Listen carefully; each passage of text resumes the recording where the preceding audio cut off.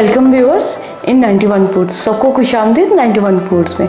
आज हम बना रहे हैं कॉकटेल डिलाइट। बहुत ही अच्छी और मज़ेदार और सीजन के फ्रूट्स के मुताबिक है। इसका जो कॉकटेल फ्रूट है वो हम फ्रेश खुद बनाएंगे। हमारी आज की रेसिपी का की इंग्रेडिएंट है एक अदद ताज़ा लीमू, बाकी सब रेगुलर है। ताज़ा लीमू का हम हर फल के जरूरत से इस्तेमाल करेंगे। जैसे कि नाशपाती है, नाशपाती में आयरन ज़्यादा है इसलिए इसमें लीमू की मिकदार कुछ ज़्यादा इस्तेमाल होगी। आड़ू है उसमें मुनासिब इस्तेमाल होगी, इसलिए हम लीमू का इस्तेमाल जरूर से करेंगे। हमें अपनी आज की रेसिपी बनाने के लिए जिन चीज़ों की ज़रूरत है उसमें शामिल है कस्टर्ड पाउडर वनीला 5 बड़े चम्मच, चीनी 8 बड़े चम्मच, टेट्रा पैक दूध 1 लीटर, सब्ज़ इलायची का पाउडर 1/4 छोटी चमची। सब्ज़ इलायची का पाउडर बहुत ही ज्यादा मजेदार जायका देगा हमारे कस्टर्ड को आज। Full fat tetra pack cream आधी प्याली। टेट्रा पैक क्रीम इस्तेमाल कीजिएगा, उससे रिजल्ट अच्छा आता है। इसे हम कस्टर्ड में शामिल करेंगे। कॉकटेल फ्रूट बनाने के लिए हमें जिन चीजों की जरूरत है, चीनी 1 प्याली, अंगूर साफ हुआ 1 प्याली, लीमू 1 अदद, नाशपाती कटी हुई 2 प्याली, आम कटा हुआ 2 प्याली,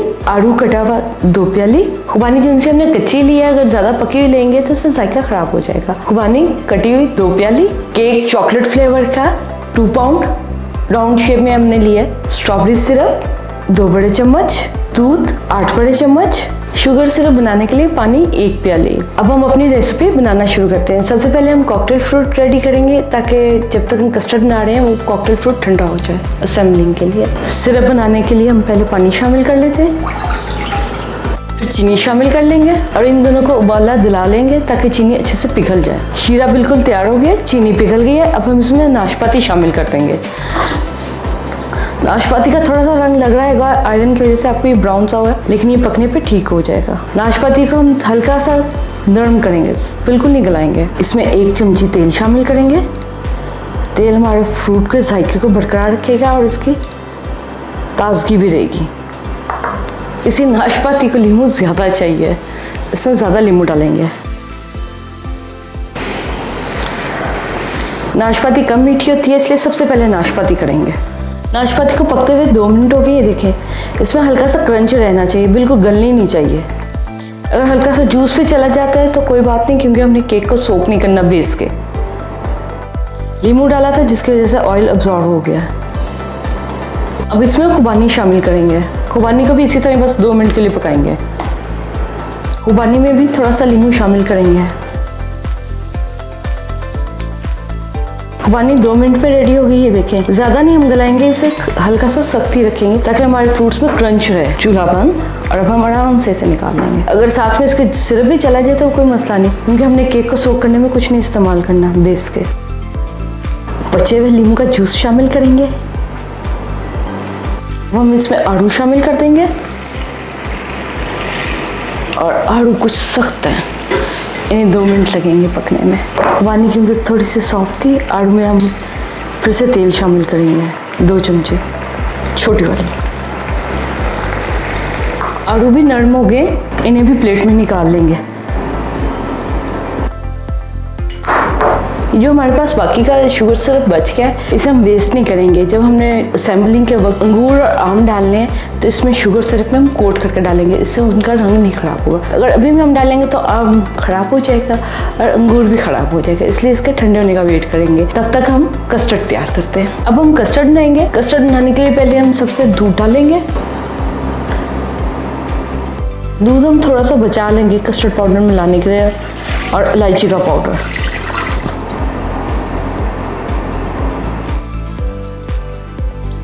थोड़ा सा दूध हमने कस्टर्ड पाउडर में शामिल कर दिया। कस्टर्ड पाउडर उतनी देर भीगेगा, साथ इसके सब्ज़ इलायची भी डाल देंगे। दूध और चीनी को उबाला दिला लेंगे अच्छे से ताकि चीनी हल हो जाए।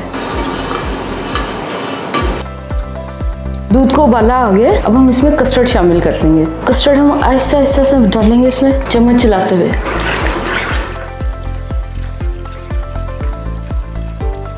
पूरे 5 मिनट इसे पकाएंगे जब तक कि ये हल्का गहरा हो जाएगा। कस्टर्ड का गहरा देख के आप घबराइए नहीं, इसमें हमने क्रीम में शामिल करनी है स्मूथनेस के लिए।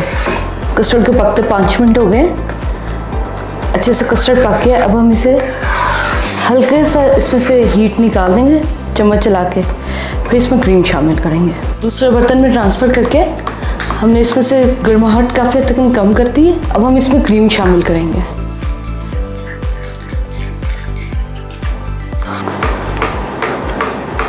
क्रीम को मिलते हुए पिघलते हुए कस्टर्ड में तकरीबन 5 मिनट लगेंगे। इसे हम हल्के हाथ से चलाते रहेंगे। क्रीम डालने से कितना शाइनिंग, स्मूथ, एक जैसी इवन फिनिश का कस्टर्ड हमारा तैयार है। कस्टर्ड में क्रीम डालने से ये कस्टर्ड पानी भी नहीं छोड़ता, पतला भी नहीं होता, और जब हम इसे इस्तेमाल करते हैं 3 दिन बाद भी अपने परफेक्ट फॉर्म में रहता है। सिर्फ इसमें थोड़ी सी एफर्ट है। क्रीम डालने के बाद इसे थोड़ा सा चम्मच चला के अच्छे से स्मूथ कर लें। क्रीम आपको अभी भी हल्की सी नजर आ रही है। हमने टेट्रा पैक क्रीम इस्तेमाल किया जो थोड़ा सा पिघलने में टाइम लेती है मिलने में। जब तक कस्टर्ड ठंडा हो रहा है हम उतनी देर में असेंबलिंग करते हैं केक की और फ्रूट्स की। फ्रूट्स ठंडे हो गए हैं, कस्टर्ड ठंडा हो रहा है, उतनी देर में हम कॉकटेल फ्रूट को रेडी कर लेते हैं। जो बचा था सिरप, शुगर सिरप बचा था, उसे हमने बाउल में ट्रांसफर कर लिया। उसमें नाशपाती मिलाएंगे, सभी फ्रूट्स को एक जगह पे कर लेंगे। आम, आड़ू, खुबानी,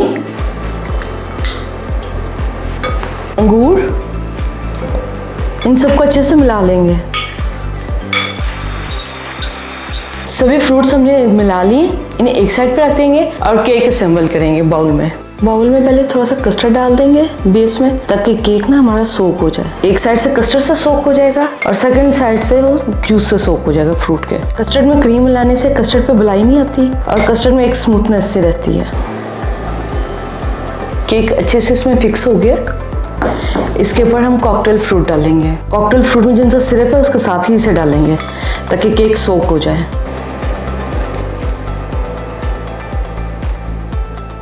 इसे हल्का हल्का चमचे से प्रेस भी कर देंगे, बैलेंस हो जाए। कुछ हम कॉकटेल फ्रूट बचा लेंगे साथ में अलग से सर्व करने के लिए। इसके ऊपर अब हम सेकंड पार्ट केक का रखेंगे, जो कि ये पूरा नहीं है, इसे हम थोड़ा सा फैला लेंगे। स्ट्रॉबेरी सिरप को दूध में शामिल कर लेंगे। ऊपर वाली लेयर में क्योंकि फ्रूट नहीं ऊपर से आएगा, कस्टर्ड है, इसलिए केक को सोक करने के लिए हम स्ट्रॉबेरी सिरप वाला दूध डालेंगे और बहुत ही मजे का लगेगा।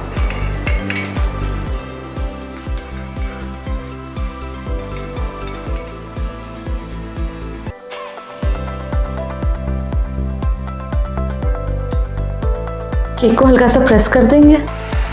कॉकटेल फ्रूट हमारा जैम पैक हो गया। अब हम इसके ऊपर कस्टर्ड डालेंगे।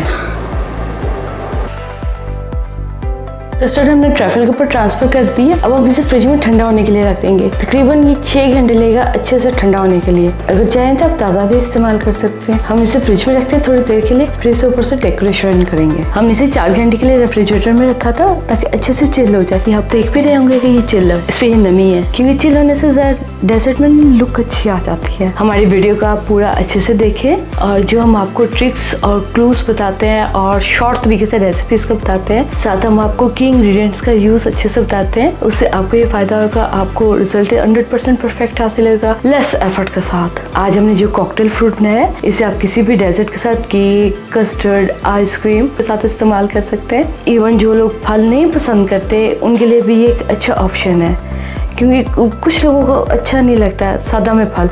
यूँ हल्का सा मीठा और तुरशी बिल्कुल नहीं है लीमू की, क्योंकि हमने लीमू इस्तेमाल किया था फलों का रंग सही रहे। जो कि ये देखिए अब हमारे जून से ये आड़ू का रंग ये बिल्कुल सही है। ये देखिए हमारा कस्टर्ड एकदम सॉफ्ट और स्मूथ है।